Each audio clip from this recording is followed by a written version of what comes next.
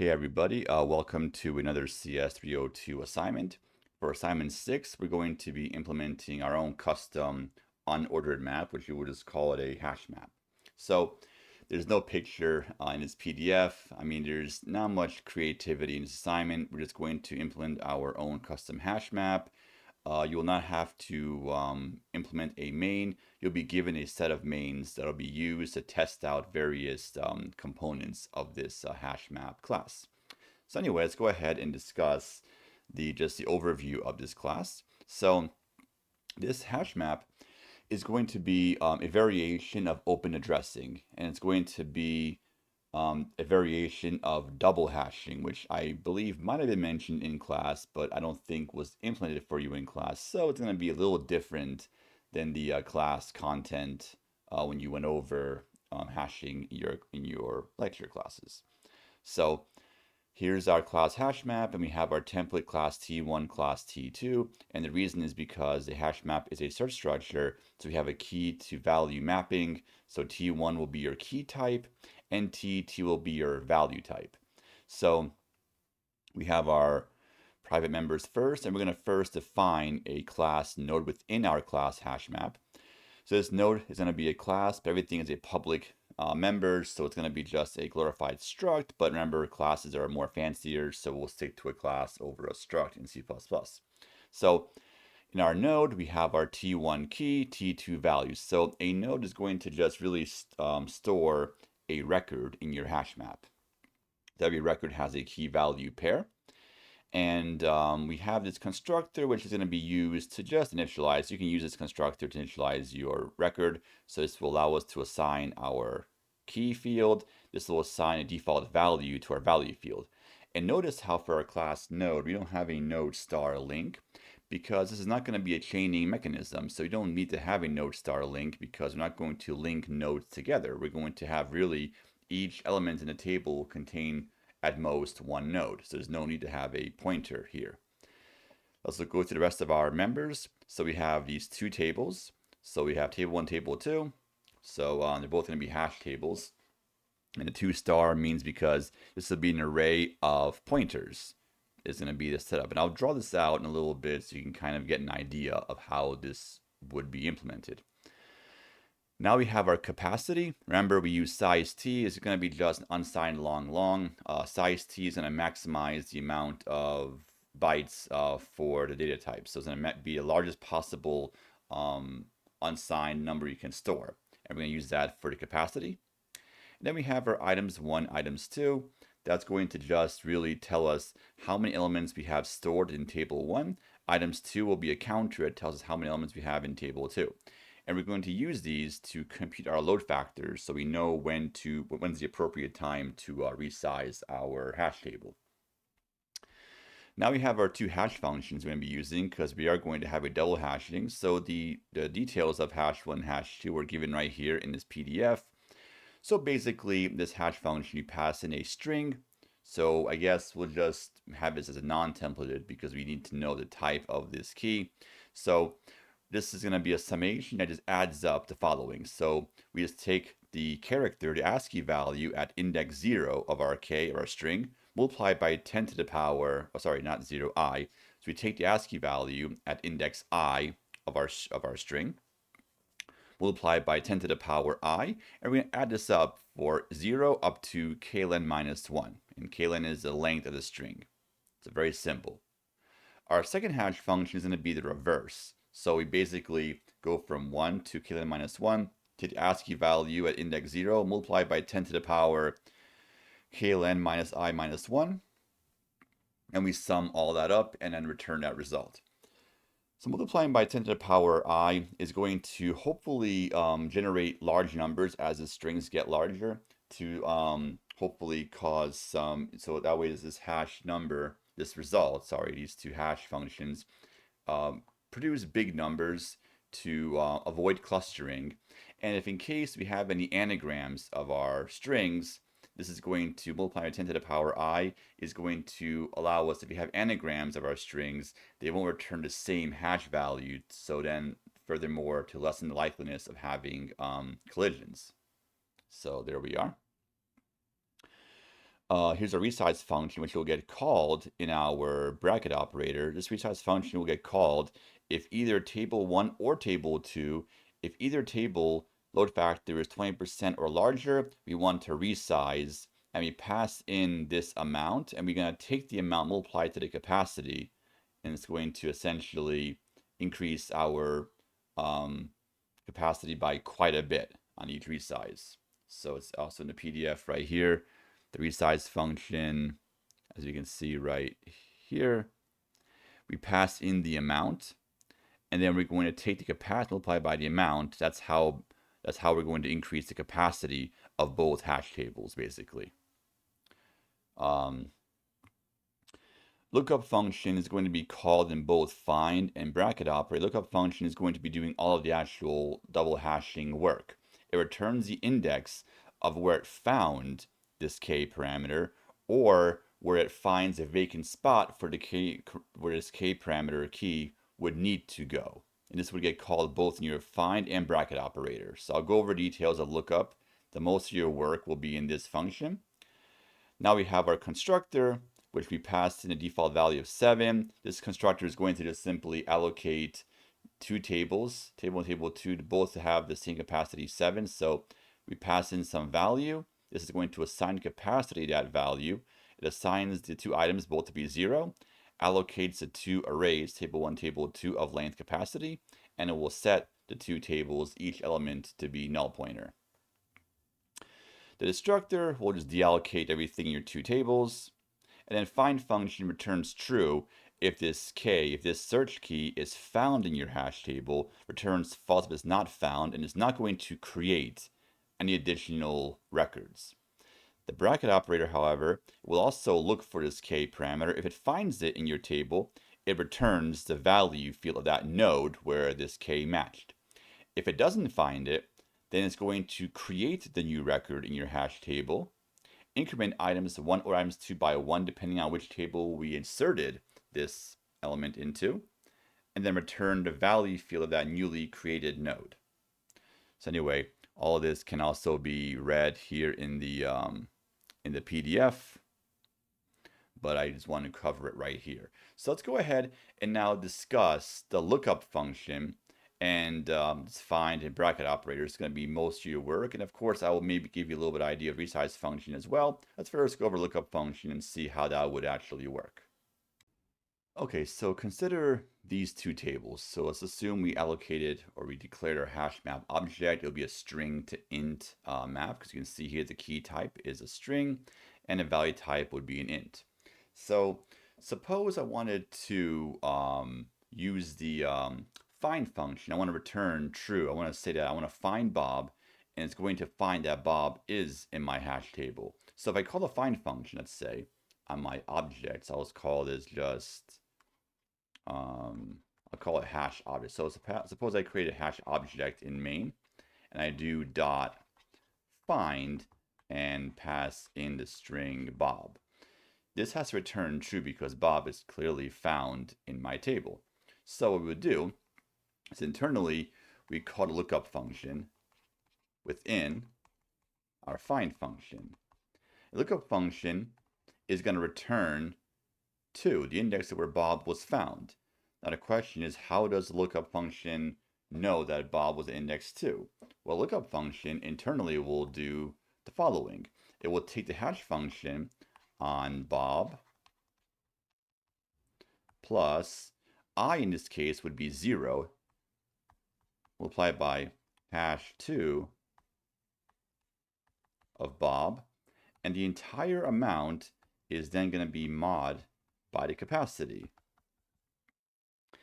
Now, within this function lookup, since there was no collision so far in our table, what's going to happen is this is going to compute the value 2. So we go to index 2 in our table. Index 2 is not null, so we check, well, what does this node's key contain? It contains Bob, so I can return 2. Now, if let's say index 2 contained a node that was not Bob, but what would happen is it would check index 2 in another table and see if the name was there. But in this case, since there was no collisions, it will just know that, okay, well, index 2 in table 1 it found a matching key, so it returns 2. And then back in our find function, looking at the lookup function, it returned 2. We go ahead and check. And in index 2 right here, we go to index 2, we check this node, it's not null. The key is Bob, so return true.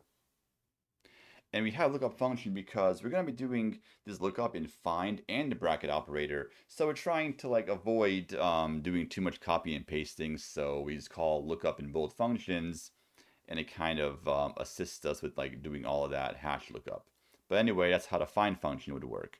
Now, suppose for a second, if I were to just maybe insert something new.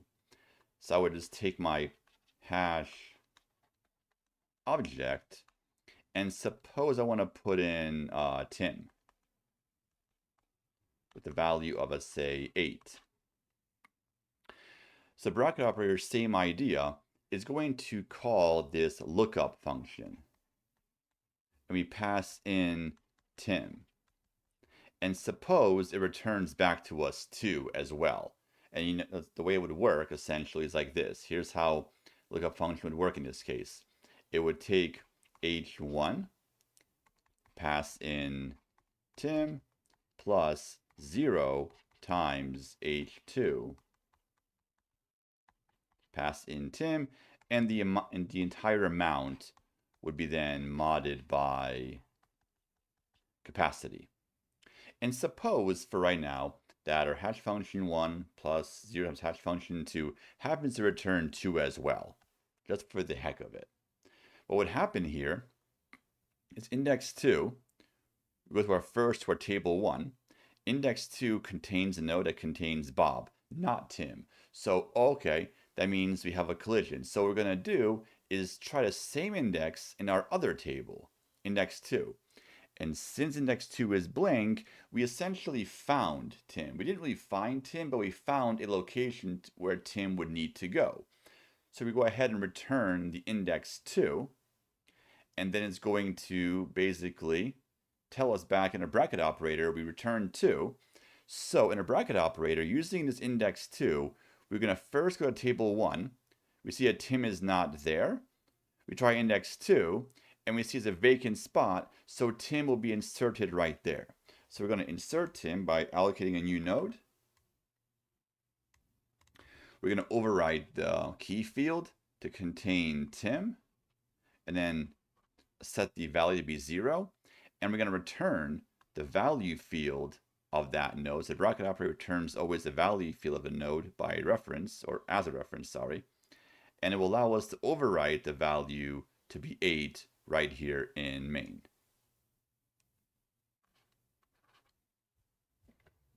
That's how that works. So let's go ahead and do some more work. So let's go ahead for right now. Let's just do some other work here. So let's try to do a find function. You want to just simply go through the entire, we want to just do some testing here, or I'll draw it out for you here so you can get an idea of how this works. So imagine I would do a find function on a failed search. Let's try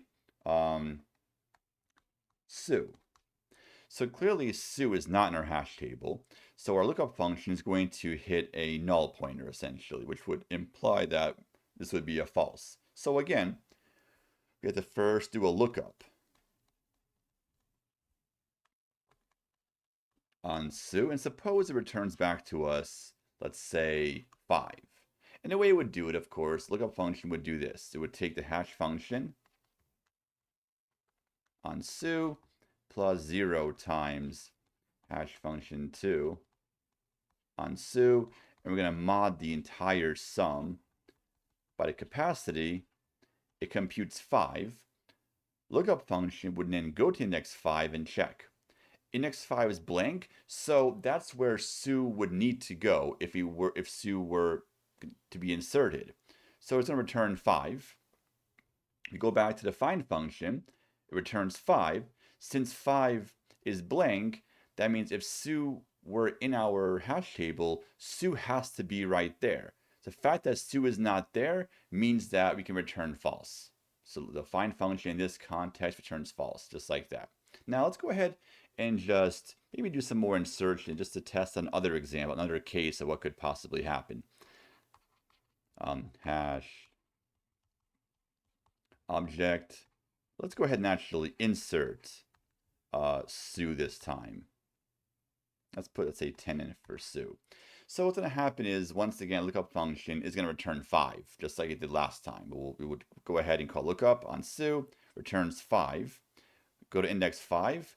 We see that 5 is blank, so we're going to insert Sue right here in our table. We will put Sue right here. We're going to assign the value 0 to Sue. And then what's going to happen now, we return the value field as a reference. So it's going to allow us to override Sue's value with the value of 10 out here in main. Just return the value field, basically, is all you have to do. Everything else will be taken care of because we're returning the value, as you can see here, if you look at my mouse, returning this as T2 ampersand. So we're going to return the value by reference, which will allow us to overwrite the value field to us, or for us. So that's how we insert Sue. Now, at this point now, if you were to resize, or actually, if you were to insert once again, a resize would have to be called because now table 1 load factor is now over 20%, but we'll worry about resizing in a little bit. Let's go ahead and just for right now, do another example. Let's say I want to do a find function on the hash object, just to show you all the possibilities. Let's go ahead and try to find Joy. Okay, so Joy obviously returns a false because we don't have a key with the name Joy in our table. Let's see how that would happen. So what we'll do once again is we'll call lookup function on Joy. And let's say it happens to return 5 as well. So what would happen? How would it actually return 5? Well, lookup function internally, just to repeat myself so over and over again, it's going to do the following.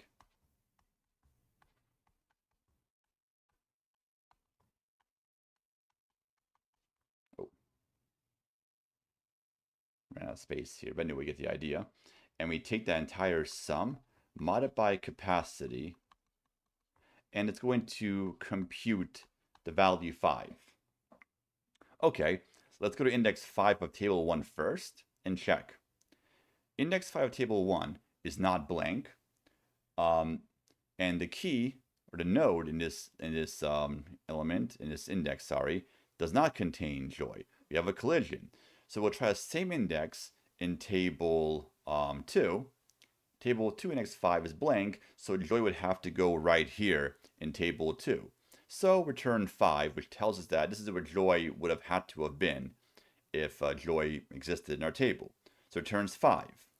So we go back to our find function. When we call lookup in the find function, return 5 back to us. Now our find function will do the same work. It's a little repetitive, but somehow I like calling lookup so that way we don't have to copy and paste the entire open addressing, double hashing in both functions. We just call lookup in 2 functions instead. Makes the code a bit more modularized. So anyway, we call lookup Sue, returns 5. We first check table 1. Table 1 index 5 contains Sue, not Joy. Okay, then of course, then by default, Joy has to either be here or it has to be null. So index 5 of table 2 is a null, therefore Joy is not in our table. So returns false in this case. Let's go ahead and now insert Joy, and then we'll do one more example of how the find function would work when we have an actual collision in both table 1 and table 2. So let's go ahead and just do hash object Joy equals, let's say, 17. So you can imagine it's going to go through the same process. We call lookup function inside the hash object bracket operator. It returns 5 back to us. So when you get 5, we go to index 5 of table 1. We see that we have is not null, so we have something there. And that something is not Joy. So we go to table 2 at the same index, 5. It's a null, so that means Joy was not inserted yet. So we're going to go ahead and put Joy right here in our table. So I'm going to go ahead and insert Joy right here and assign the value of 0 to Joy. Then we're going to return this value field of this node that we just created, and it will allow us to override Joy's value with the value of 17.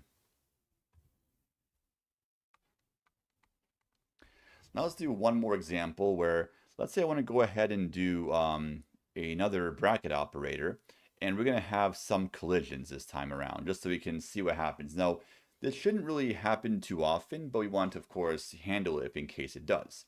So let's go ahead and insert one more element into our table.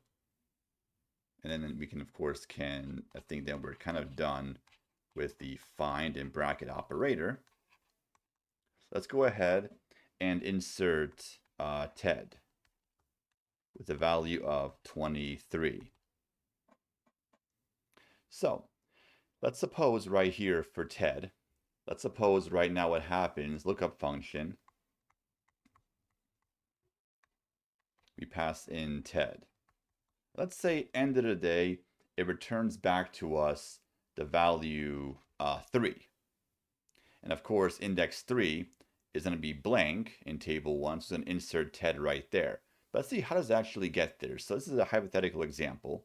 Let's suppose for right now, internally, the lookup function, we pass in Ted. So sorry, I'll just do it right here.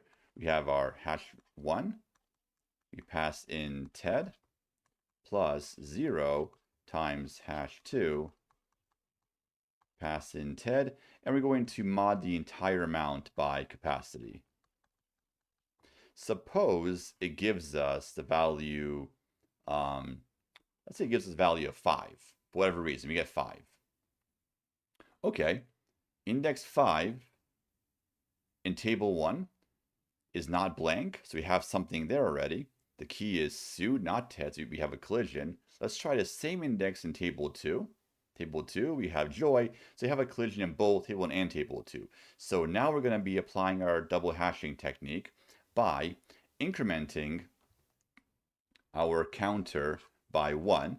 So I'm going to try H1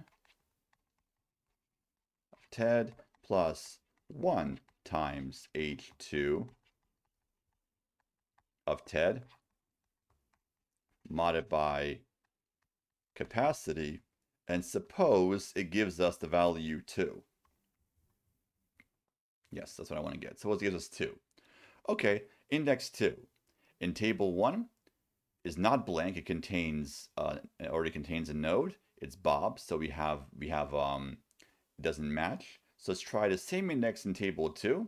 It contains Tim, and again it's not Ted. So index 2 contained Bob of table 1. Index 2 of table 2 contained Tim. So another collision happened. So we increment our collision counter once again, and then recompute a new index. Plus 2 times H2. And then mod the entire amount by capacity. And suppose this time it returns 3. This result computes 3. Let's go to index 3 of our table. Let's first do table 1. So since table 1, index 3 is a blank, this is where Ted needs to go. So we didn't really find Ted, but we found where Ted needs to go. So now we can return 3 back to a bracket operator. We get 3, and within this function, we go to index 3, we see it's a blank. So we go ahead and insert Ted right here.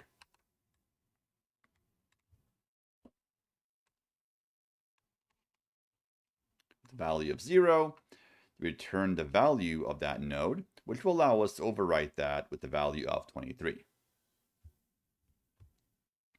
Now, of course, items 1 would contain 3, because we have 3 elements in table 1. Items 2 would contain 2. We have 2 elements in table 2. Now, again, this shouldn't happen very often, but we, of course, handle this. So this is not a good example, but this is just a very bad case, so we can see how we handle these different possibilities. So essentially, lookup function returns an index to you. You check the index in table 1. If it's null, then that's where element should have gone. If it's not a null and it's a match, then you found it. If it's index 1 of that, index 1 of table 1 is a collision, we try the same index in table 2, same procedure. And then, of course, that's how we do this. The lookup function is your search. It returns the index of where it found the element in table 1 or table 2, or it found a vacant spot in table 1 or table 2. And the find and bracket operator will use the lookup function result to return true or false correctly, or return the existing value, or it creates a new record in your table. So that was the end of the bracket and find function. Let's go ahead and discuss the resize function for a second. Okay, so the resize function, obviously you would have called it a long time ago, but we'll resize right here potentially. So what you would do in your bracket operator, now in my version, I actually would call resize in lookup function because I guess lookup would have to happen. I would resize right there. But again, you don't really need to because in the bracket operator is the only function that's going to be inserting elements into your hash map. So I guess you could, potentially call resize only in the bracket operator, not in the find function.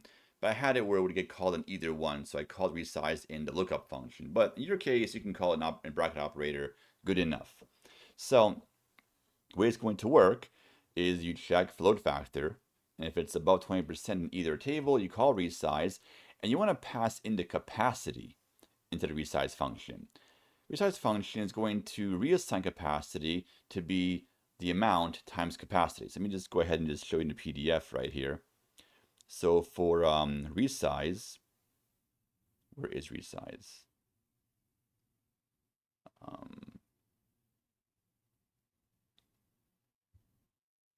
There we are, resize. So we passed in the amount, and we're going to reassign capacity to equal capacity times amount. Now we passed in the capacity into the amount function, so it's going to just square the capacity basically. So in this context right here, it's going to assign capacity to be 49 because 7 times 7 will be the result. So we're going to allocate table 1, table 2 to be two 49 size tables. So you want to also preserve the original tables. You want to maybe store these into two local temporary variables. Allocate a bigger array to your table 1, table 2. And all you have to do, literally, is go through every element of table 1, table 2, go through it and find all the non-nulls. And in this case, index 0 is null, 1 is null, 2 is not null. And you have to take Bob and you have to rehash it to a new index of your new table. So remember, lookup function is going to always take the hash 1 plus hash 2 multiplied by mod by capacity. So potentially Bob might go to a different index in a size 49 table. So you have to one by one go through every element in table 1 that's not null in table 2 and simply just insert them into table 1, table 2, into new tables. So I'd recommend just create two local variables to just store these two tables.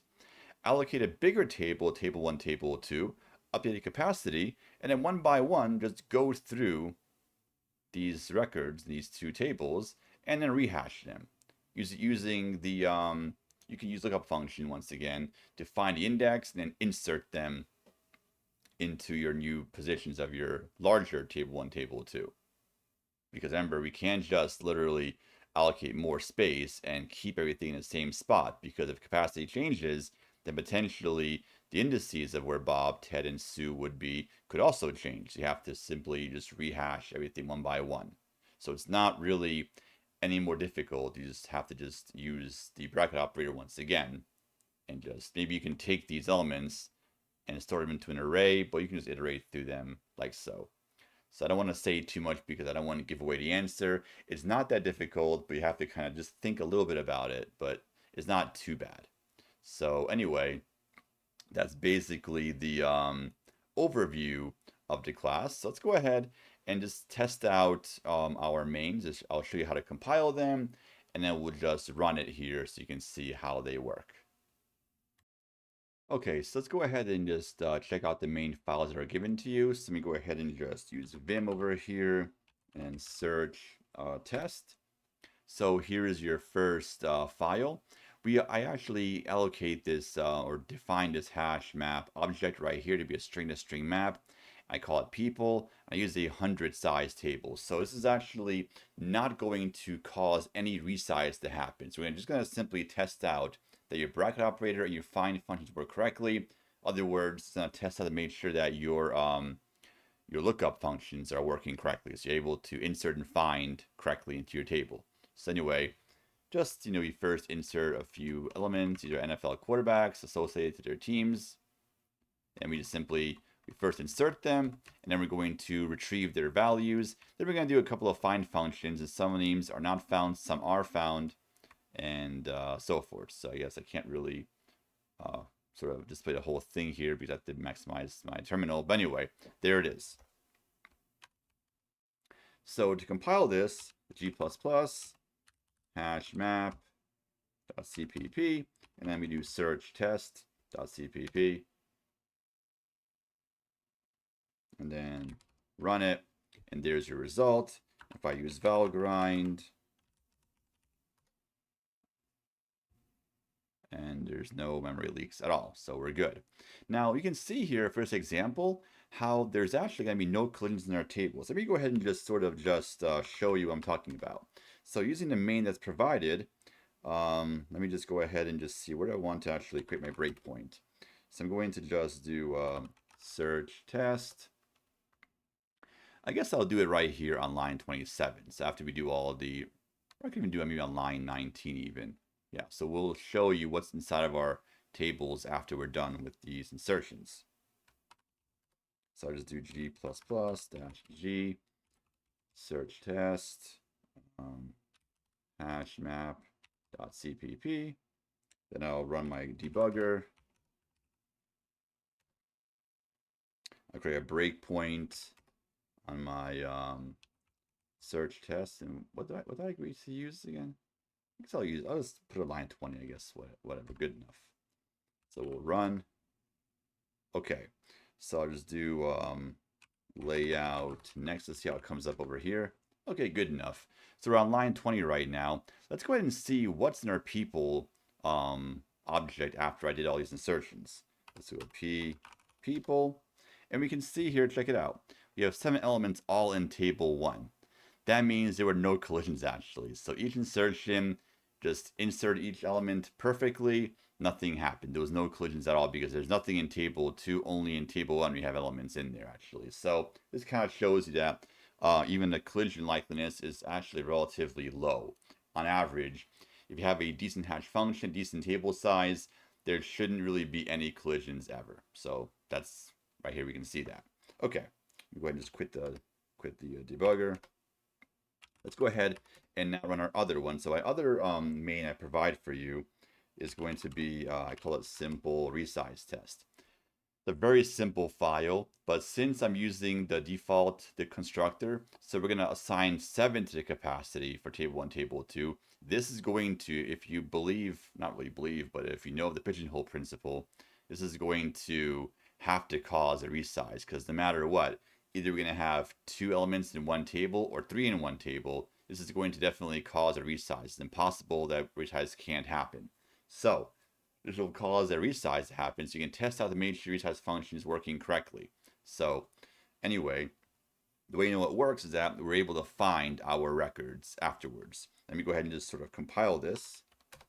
So we're going to compile it by doing G++, hash map, CPP, and then simple resize test, and everything was located correctly. So everything was found, nothing went wrong. Let's go ahead and just test this out for a second. Let's just see the debugger and see what's going on with our structure. So I'm going to go ahead and compile it again. Use our G flag this time so we can compile it in a GDB format. Now let's do a break on main. So it should break right at the beginning, right in the main function. Awesome. So there we go. Let's go ahead and run this. Then I'll try layout next and see how this works. There we are. Okay. So we go ahead and insert people Tom. So let's go ahead and output our people. Let me just move this up a little bit. So you can see right here that we have one element in table 1. Now let's go ahead and run line 13 next and enter. Okay, let's go ahead now output our people map again. Oh, can't really scroll that far in this. Okay, let me just actually not use layout instead. Just avoid this. Okay, let me just try this again. So gdb a.out. I'll do a break main. Okay, now let's go ahead and run. So there we are on. We're about to insert our people. We insert Tom. We insert Patrick. Okay, let's go ahead and now just check this out. So our capacity, so what happened is we have 7 elements in our 7 capacity, and we inserted Tom and Patrick. Even though a size 7 table, there was no collisions. If there were a collision, we would have inserted Patrick into table 2, right? Because that's where Patrick would have gone. So we had no collision actually with Tom and then Patrick. So even with a size 7 table, having a collision is also not very likely either to happen. Okay, now we're about to insert Warren. Let's go ahead and now look at our people map. And there we go. We actually resized because we can see here we had third element put into our table 1 once again, but before we even inserted Warren, we already had load factor that was over 20% in table 1. So our capacity increased. So this did cause a resize to happen. Let's go ahead and now insert Peyton Manning next. And notice that everything went to table 1 actually. So again, there was no collisions that actually happened in this case. So interesting. Okay, so there we go. So this is an example of when a collision when a resize happened, and nothing should be lost after resize. So now our last mains I actually had us work out. I think I called this dictionary. It's a very simple one. So we're going to essentially just use that USA TXT file, another dictionary file, just to have a big hash table and just test out the find function on a big table just so we can see if it's all working. So this is going to be a very easy one. We're just going to essentially, first, we just essentially create a map that maps a string to a Boolean, and we read in a bunch of words from a file, insert each of them one by one into our hash map, assign true. We read in our second input file, and we're going to simply search for every word in our second input file and see if it's in our dictionary. That's all we're doing in this case right here. So the 2 files we're going to work with, input files we're going to work with, are the following. We have, see if I actually can fit this all here. So I think we have the first one's USA.txt. It was a giant, file of words right there. Then we also have another file called anagram dictionary. This is another big file, but I think there's words anagram that are not in US.txt is the idea. So we're going to simply test which words are inside of the actual dictionary. So let's go ahead and just compile this.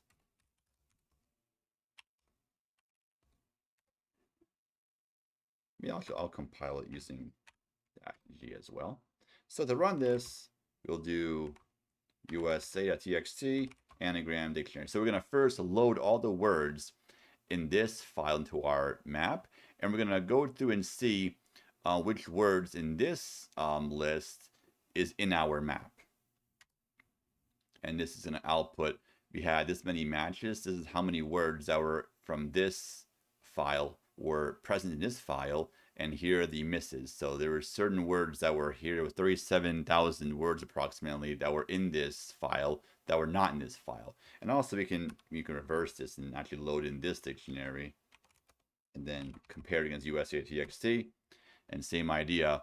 We had many matches. We essentially loaded this big dictionary into our map, and we just simply checked every word in USA if it exists in this file. So we have 51,000 words, the amount, but there were less misses because there's fewer words in this file.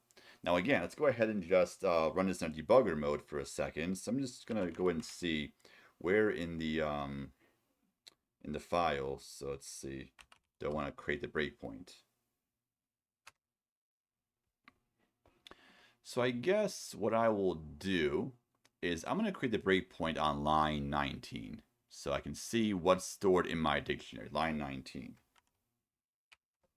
Okay, so I'm going to go ahead and do gdb a.out break dictionary on line 19. I'm going to run, put in USA.txt, anagram dictionary txt. Cool, let's go ahead and now output our dictionary map. And here's our capacity, so it resized a few times. And items, once we have a lot of elements in our first table and not many in our table 2. So we can see here with these big giant files, we didn't have a lot of collisions. I mean, relatively speaking to the actual amount of total words we had, we didn't have too many collisions. So it was actually not so bad. So we can use the debugger to help us kind of see how many elements we have in each table so we can kind of get an idea of how many collisions we actually had. So we had a few collisions here and there, but it was relatively small compared to the actual amount of elements we had in our file. So anyway, we're going to use these main files to test out your hash map class, and of course on the code grade, also check for comments and also check memory leaks as well.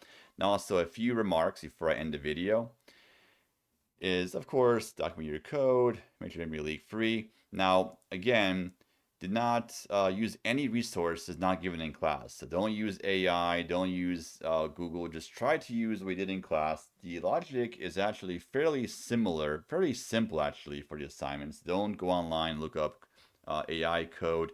It's fairly simple to see that the code was obviously AI generated, so just be careful with that. Also, don't use unordered map or map. That defeats the purpose of the assignment. The whole purpose was to use their own custom unordered map.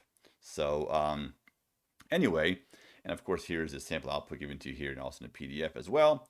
So that's essentially it for the video. So hopefully the video did help explain how this works. So I guess that's it for right now, and happy coding.